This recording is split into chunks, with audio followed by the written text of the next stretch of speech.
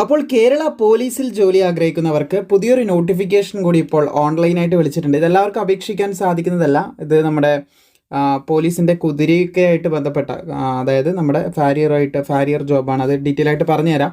എന്തായാലും മുമ്പോട്ടേക്ക് നമുക്ക് കിടക്കാൻ നോട്ടിഫിക്കേഷൻ നിങ്ങൾക്ക് ഇവിടെ കാണാൻ സാധിക്കുന്നതാണ്.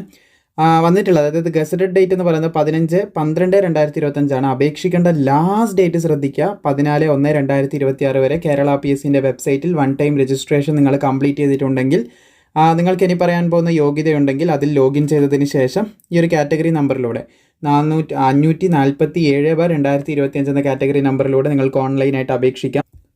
കേരള പോലീസിലേക്ക് നിങ്ങൾക്ക് കാണാൻ സാധിക്കും. കേരള പോലീസിലേക്ക് മൗണ്ട് പോലീസ് യൂണിറ്റിലേക്കാണ് അപേക്ഷ വിളിച്ചിട്ടുള്ളത്.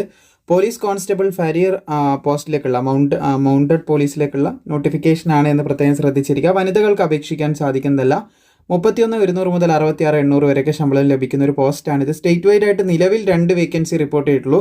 പക്ഷേ വേക്കൻസി വിലയിരുത്തി നിങ്ങൾ അപേക്ഷിക്കാതിരിക്കേണ്ട. കേരള PSC ആണ്. വേക്കൻസി കൂടുമോ എന്നുള്ള കാര്യത്തിൽ നമുക്ക് ഇല്ല എന്നുള്ളതൊന്നും ഉറപ്പ് പറയാൻ പറ്റുന്നതല്ല. മെത്തേഡ് ഓഫ് അപ്പോയിൻമെൻറ്റ് എന്ന് പറയുന്നത് ഡയറക്റ്റ് റിക്രൂട്ട്മെൻ്റ് ആണ്. യോഗ്യതയുള്ള എല്ലാവർക്കും അപേക്ഷിക്കാം. 18 വയസ്സ് മുതൽ 26 വയസ്സ് വരെയുള്ളവർക്കാണ് അപേക്ഷിക്കാൻ സാധിക്കുന്നത്. 2/1/1999 1/1/2007 ഈ ഒരു ഡേറ്റിലും ഇതിൻ്റെ ഇടയിലും ജനിച്ചവർക്ക് അപേക്ഷിക്കാൻ സാധിക്കും. യോഗ്യത വരുന്നത് +2 ആണ് പറഞ്ഞിട്ടുള്ളത്. നിങ്ങൾക്ക് ഇവിടെ കാണാൻ സാധിക്കും. +2 അല്ലെങ്കിൽ അതിന് തത്തുല്യമായിട്ടുള്ള യോഗ്യത ഉണ്ടായാൽ മതി. പക്ഷേ 1 ഇയർ എക്സ്പീരിയൻസ് നിങ്ങൾക്ക് ഫാരിയറിൽ ഉണ്ടായിരിക്കണം എന്ന് പറയുന്നുണ്ട്. അത് പിന്നെ അതിൻ്റെ കൂടെ നിങ്ങൾ അക്വയർഡ് സ്കില്ലും കൂടി നിങ്ങൾക്ക് ആവശ്യമാണെന്ന് പറയുന്നത്. അത് നമ്മുടെ കുതിരേൻ്റെ കുളമ്പുകളൊക്കെ കെയർ ചെയ്യാനും അത് ട്രിം ചെയ്യാനൊക്കെ ആയിട്ടുള്ള കാര്യങ്ങൾ, അതുപോലെ തന്നെ അത് കൃത്യമായിട്ട് ഷേപ്പ് ചെയ്യുക കാര്യങ്ങൾ അത് തന്നെയാണ് പറയുന്നത്.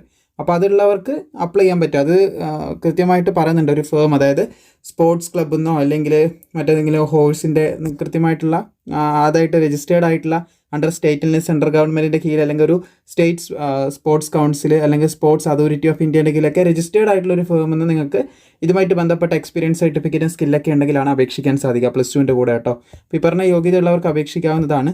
പിന്നെ ബാക്കിയുള്ള ഫിസിക്കൽ ഐറ്റത്തിലേക്ക് കിടക്കുകയാണെങ്കിൽ നിങ്ങൾക്ക് ഫസ്റ്റ് വരുന്നത് എക്സാമിനേഷനാണ്. എക്സാം കഴിഞ്ഞാൽ ഫിസിക്കൽ ഐറ്റം ഉണ്ടാകുന്നതായിരിക്കും. മിനിമം 168 സെൻറ്റിമീറ്റർ ഉയരം വേണം, 81 സെൻറ്റിമീറ്റർ ചെസ്റ്റ് വേണം.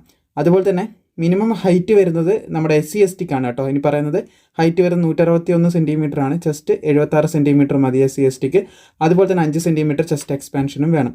ഇനി എല്ലാവർക്കും കോമൺ ആയിട്ട് ഫിസിക്കൽ ടെസ്റ്റ് വരുന്നുണ്ട്. 8 ഐറ്റംസ് ഉണ്ടാകും. അതിൽ 5 എണ്ണം ക്വാളിഫൈ ചെയ്താൽ മതി. ഞാൻ ഓരോന്ന് പറയാം.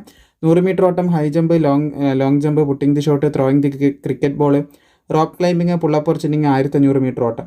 അപ്പോൾ ഇവിടെ നിങ്ങൾക്ക് കാണാൻ സാധിക്കുന്നതാണ് ഈ ടെസ്റ്റുകൾ, ഈ ഐറ്റംസ് കംപ്ലീറ്റ് ചെയ്യാനുള്ള ടൈം, ഡിസ്റ്റൻസ്, അതുപോലെ തന്നെ കൗണ്ടൊക്കെ ഇപ്പുറം കൊടുത്തിട്ടുണ്ട്, ചുവടെ കൊടുത്തിട്ടുണ്ട്.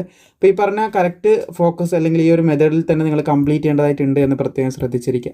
അപ്പോൾ പരമാവധി സുഹൃത്തുക്കളിലേക്ക് ഇത് ഷെയർ ചെയ്യുക. യോഗ്യതയുള്ളവർ അറിയാമെന്നുണ്ടെങ്കിൽ അവരിലേക്ക് പ്രത്യേകം ഷെയർ ചെയ്യുക. വീഡിയോ ഇഷ്ടപ്പെട്ടാൽ ലൈക്ക് ചെയ്യാനും മറക്കേണ്ട.